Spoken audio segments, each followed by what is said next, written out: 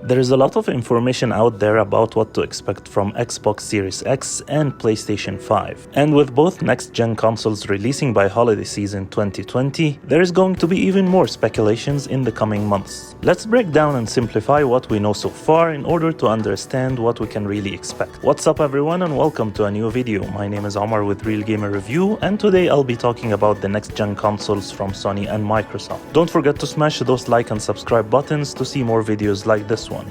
Without further ado, let's get right into it.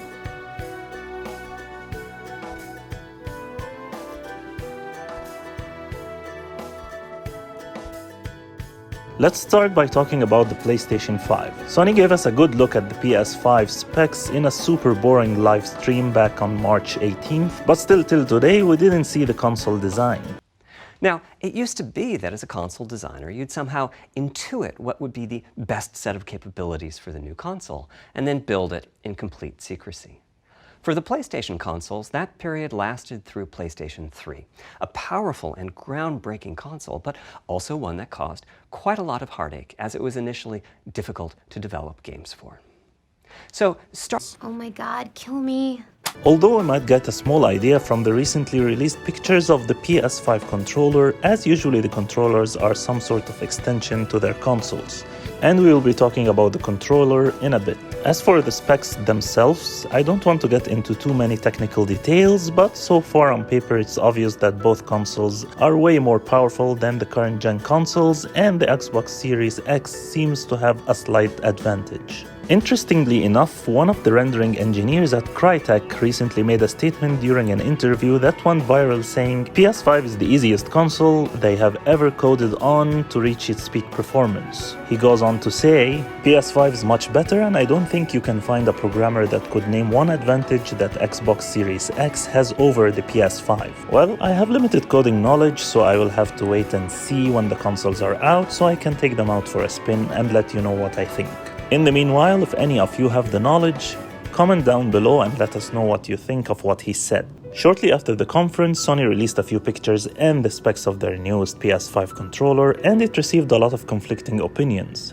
And from what I've seen through the comments, most people didn't like it that much. And I personally didn't like it either. I don't have an issue with the design, but the colors didn't feel right to me. Some people on the internet took the matter into their own hands and kind of fixed the colors. And as we know from Sony's history with PlayStation, they might come out with multiple color options for the controller. This time the controller name was changed to be DualSense instead of DualShock, as now the haptic feedback will replace the DualShock 4's rumble technology. While the rumble technology seen in the PS4 controller vibrates intensely during particular in-game events, haptic feedback simulates touch, which means the controller will output vibrations or movements to replicate a real-life touch experience, or so they say. Also, they removed the share button and replaced it with a create button, which they will reveal more about at a later date. In addition, the DualSense is reported to have an internal mic, so you can chat directly through the controller without needing a headset. Although I think most gamers will prefer the headsets, but still it's a good addition. The rest of the buttons fairly look the same as the previous controller, and of course they confirmed that it still comes with an internal rechargeable battery. Now over to Microsoft.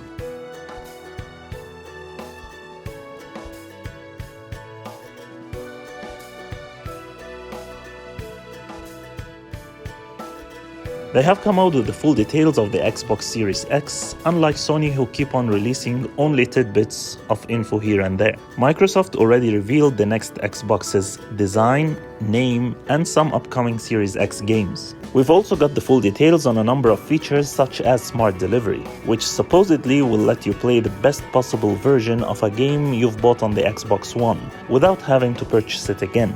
And as you've seen in the specs comparison, Xbox seems to have a slight advantage on paper, still to be confirmed when we get our hands on them and try them out for real.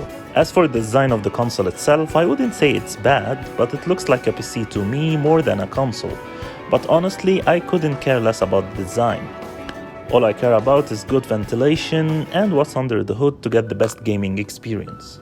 As for the controller, Microsoft refined some of the buttons and added a share button as well. And that's it. Oh, and they still use AA batteries and no rechargeable internal batteries. You will have to buy that separately.